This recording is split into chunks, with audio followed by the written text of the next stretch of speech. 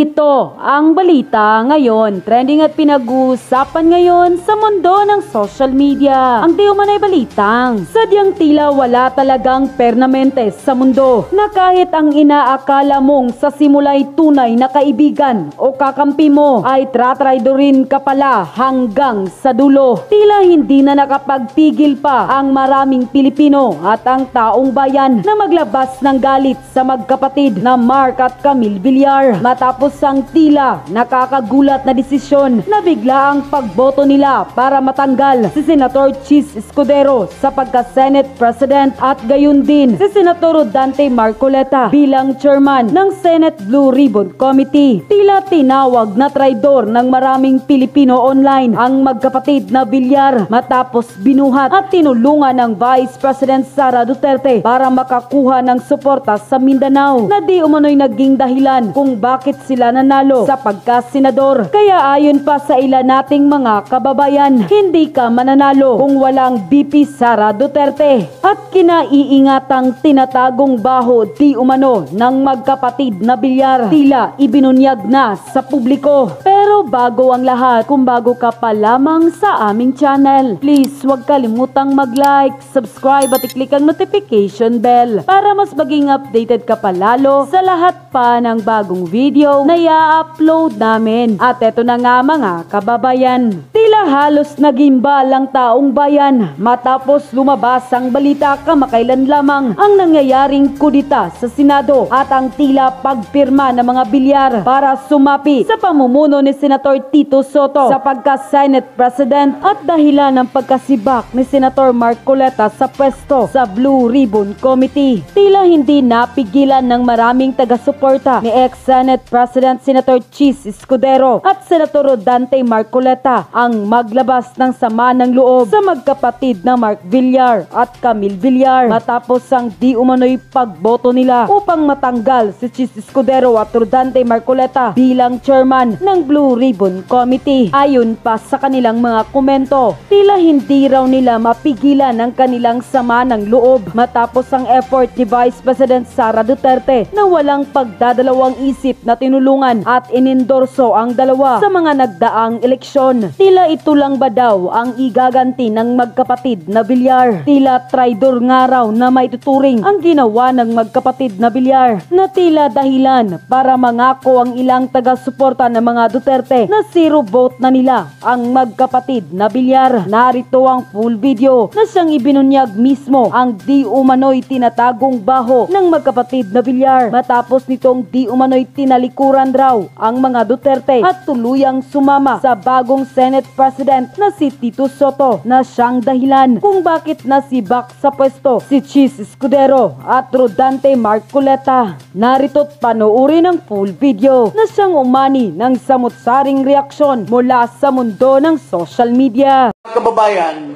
ako po, alam na alam ko kasi kumpari kong buo si Martin, kumpari kong buo si Saldico. Alam ko silang dalawa. Hindi pwede i-deny ni Martin na wala siyang kinalaman kay Saldico. Hindi ko lang sasabihin ngayon at the proper forum, sasabihin ko lahat ang naririnig ko sa mga usapan nila. Ang mga personal witness na hindi pwede i-deny ni Martin na si Saldico tao-tao lamang niya. Walang gagawin si Saldico kung walang pahintulot kay Martin Romualdez. And I will say that with evidence in due time. Mayroon po akong mga nilapit na mga congressmen na humingi at sasabihin ko po yon later on. So, yun lang po. Pero nasaktan po ang damdamin ko nung nangyari sa Senado. Kasi may mga traidor. Itong dalawang Villar, napaka-traidor nito. Alam mo, malaking tiwala ko dyan kay Manny Villar at kay Cynthia Villar. Noong una pa lamang, mga kababayan, noong 1998, nung tumakbo si Villar, walang-wala yan. Bankrupt na yung kumpanya niya. Pero tinulungan namin maging speaker, nagbigay siya ng 100 million kay ERA as contribution. Dapat si Bibit Wabit ang maging chairman ng Committee on Appropriation. Pero, hindi, si Bibit Duabit sana ang gusto ni Erap na speaker dahil magkaibigan sila. Pero nakapag-contribute si Villar at doon nabuhayan ang kanyang negosyo. Pero dito, tinulungan ito si Camille Villar ni Sara Duterte. Pero ano ang kapalit? Dahil sa kanilang kabulastugan, ng kanilang mga negosyo, yung price, ano ba yan? Yung water, yung inimbestiga sila ngayon ng SEC at ang Stock Exchange. Kaya bumigay, iniwanan ang grupo ng unity nila doon sa Senate, pinamunuhan ni Senate President Escudero at tinanggal si Marcoleta. At ang ilalagay daw, yung pinapatanggal namin dahil sa kabulastugan, pag mamimili umano ng mga testigo para patestify sa mga hearing, yung si Hontivirus. So, kung hindi man yan, kung si Ping Lacson, wala tayong problema. Pero kung ibang klaseng tao ang ilalagay dyan, walang kredibilidad, lalong mababaon ang ating bansa. Mga kaibigan, ito lang masasabi ko. Sila lahat ay nagsasabi na, si Marcos ang may pasimuno nitong pag-discover nitong flood control flood control corruption. Mga kababayan, huwag po tayong maniwala. Si Marcos ang mastermind sa lahat, mga kababayan. Since 2023, kung hindi siya bobo at hindi siya stupido, paano nakalusot yung flood control projects, flood control funds in 2023? Sinasabi na ni Chanco, 2.5 billion lamang o ilan lang ang bilyon. Pero umakyat. Hindi ba napapansin ni Marcos yan, pare? 2024, pinalusot na naman niya. Tapos bigla siyang nagsasabi sa publiko, 5,500 flood control projects, palakpakan lahat. Tapos after 1 week, ang Diyos pinakita sa kanya, Marcos, nagsinungaling ka, walang flood control projects. So, he signed all these General Appropriations Act knowing that there were billions appropriated in funds. And yet, pinalusot niya. In 2025, ni-raise na yung mga blanco doon sa BICAM. And yet, pinirmahan pa rin niya. So, may pera kaya na malustay? Kung hindi, sa kabubuan ni Marcos, na pirmahan niya yung General Appropriations Act. Ito pa lang ang sasabihin ko ngayon, but marami pa. Kaya nga po, nananawagan kami. Hindi lang ito ang rally na sinasalihan na namin. This is the time now that we will legally ask every citizen na magkaisa po tayo. I-denounce natin itong kabulastugan ng lahat na nangyayari sa ating bansa. Ayan, nagpumunta na naman sa Cambodia. Anong gagawin niya doon? Magliliwaliw lang. Mamumuno daw siya sa grupo ng ASEAN. Ano naman kakayahan niya? Sabi ni Inday Sara, 10 a.m. pa lang, umiinom na ng whiskey. Ano naman ipaglalaki natin sa isang presidente na ganyan? So yun po, mga kababayan, magkaisa po tayo lahat at atin ipakita sa buong bansa na tayo ay hindi na pwede na unahan na tayo po ng Indonesia. Yun lang po ang masasabi po ngayon, ngayong umaga. Thank you. Okay, good morning everybody again. I'm Rod Cornejo, moderator, appointed by Dr. Topacio. You know, after this, sabihin ko lang malakas ka sa akin. I'm supposed to have breakfast with my wife this morning. Today is my birthday. I turned 75 today. 75. So, thank you. Anyway, ganito. It's 10:45 and I want to end this by 12 o'clock. So let's say our please get to the point. KISS, keep it short and sweet. Okay, first of all, Freddy, yung advisory, you mentioned People's Congress. Okay, People's Congress. Okay, ang question ganito alam natin yung problema and we know the culprits. The question is, what do we do next? Okay, so may I start? Yeah, Mayor Michael dyan. Thank you, please. Magandang umaga po. Ako po si Atty. Jimmy Bondok. Ako po ay isa sa mga officers ng PDP. This is a People's Congress. At maraming nagugulumihanan sa katagaan na yan. No? Hindi po ito, linawin na po natin, hindi po ito isang panawagan para mag-aklas o gumawa ng gulo.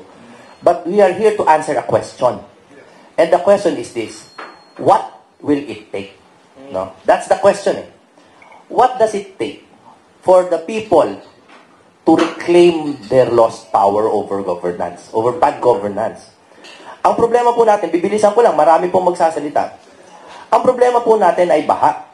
No? At hindi lang po ito yung baha na flood control, tubig. Ang problema po natin, binabaha po tayo ng mga issue.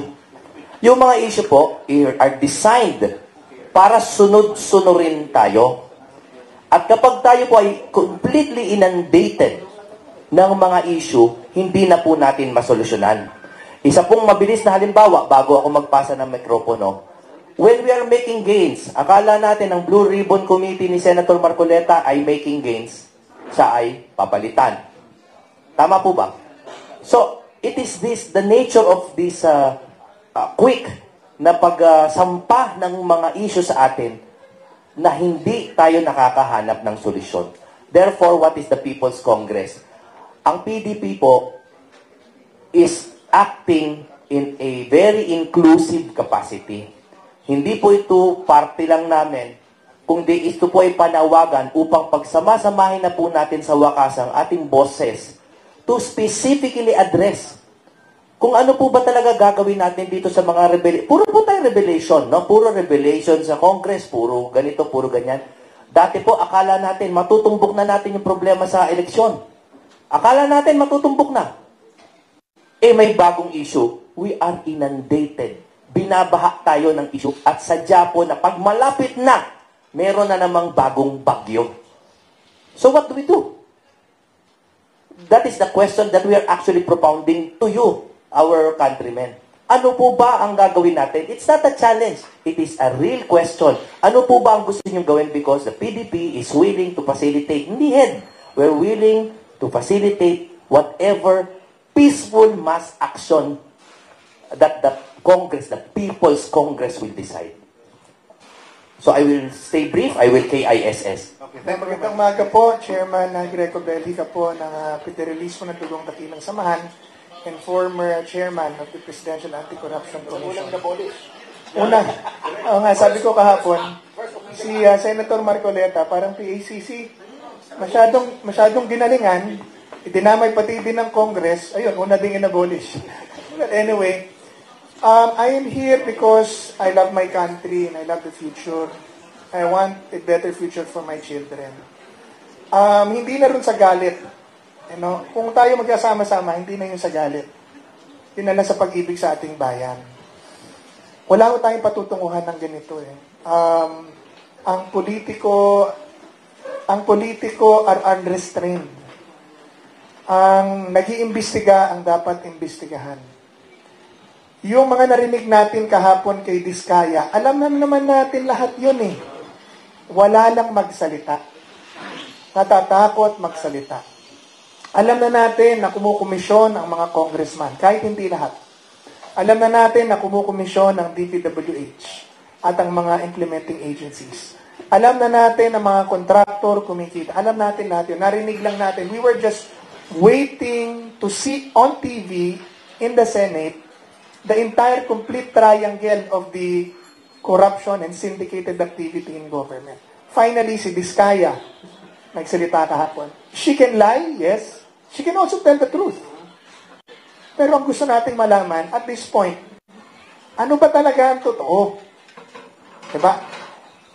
Sino ang maghahanap ng katotohanan? Dahil kahapon nandun si Toby Chanco, congressman, insider, corroborating his evidences and his statements with the statements of Diskaya.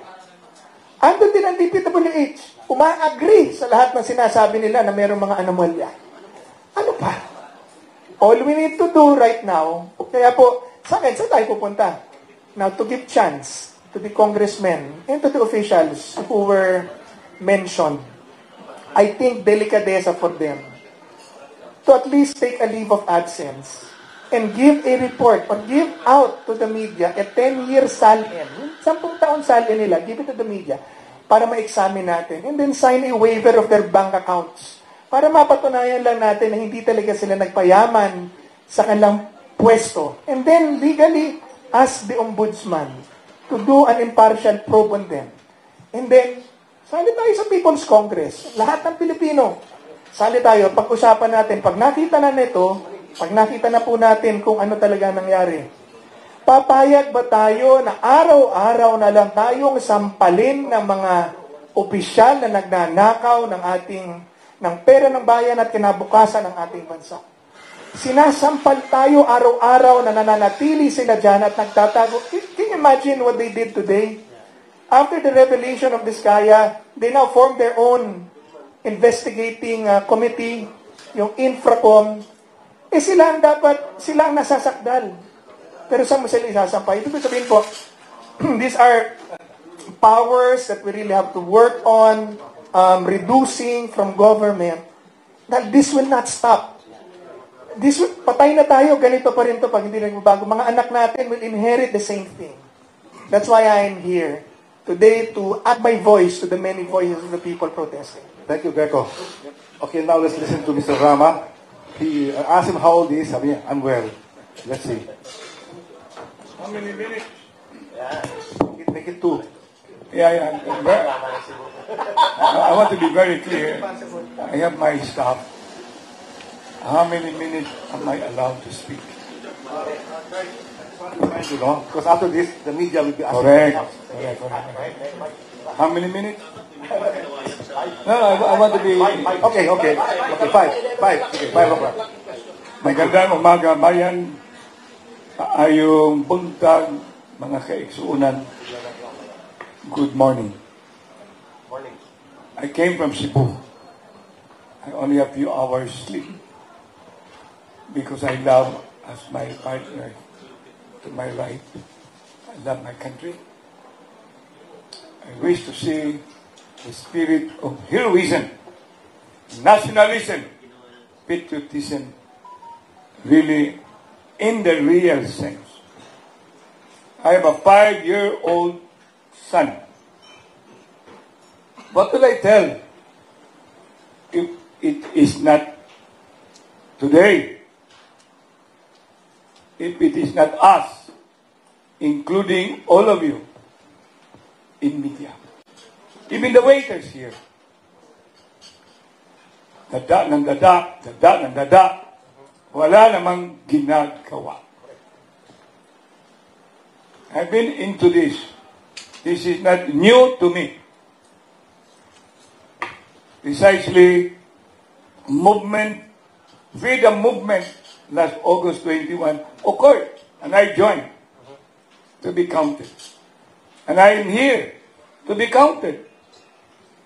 This is jokingly personal computer, but this is People's Congress.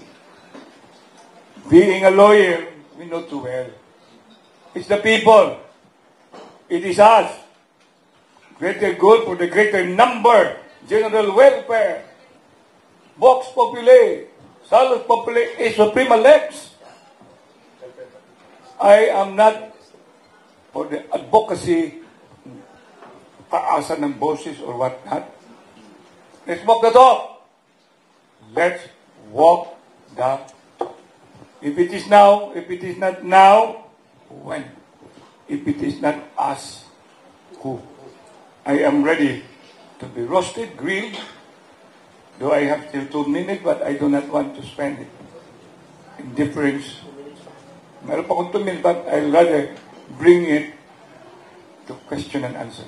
And I am ready, in behalf of PDP Laban, as Vice President for the Visayas, 6, 7, and 8, and even Negros, and whatever. Thank you very much. Good morning. Thank you. Maayong buntag. Good morning, everyone. I am here this morning to likewise contribute whatever voice I may have in this society to my fellow PDP Laban members and officers. No? Alam ko po yung taong bayan ay hindi na po nasisiyahan. Alam ko rin po na marami po sa atin ay ayaw nang makialam dahil sa kailangan nila magtrabaho, wala na silang oras para po sa ating bayan. Alam ko na ginugugol nila ang kanilang oras para lamang kumita, para meron silang pagkain kinabukasan. Pero tayo po ay Pilipino. Tandaan po natin si Jose Rizal, doon po sa kanyang libro, The Philippines a Century Hence. Ang sabi niya, the free press daw, as well as free speech, will keep the government be informed of the opinion of the people. So kailangan po tayo magsalita. Kailangan po natin ipaalam sa gobyerno na hindi na po tayo masaya. Kailangan po may managot. Ano na po ang mangyayari doon sa mga bilyones, trilyones na pera na nawawala at napupunta sa ilang tao lamang? Kung wala tayong gagawin, ano na po ang mangyayari sa ating bansa? Ano na po ang mangyayari sa ating mga anak? Isa lang po ang bansa na binigay ni Allah Subhanahu wa Ta'ala sa atin. Kailangan po natin itong protektahan. Kung hindi tayo gagawa para sa ikabubuti ng ating bayan, sino po ang gagawa nito? Kaya nga po, let us exercise our freedom.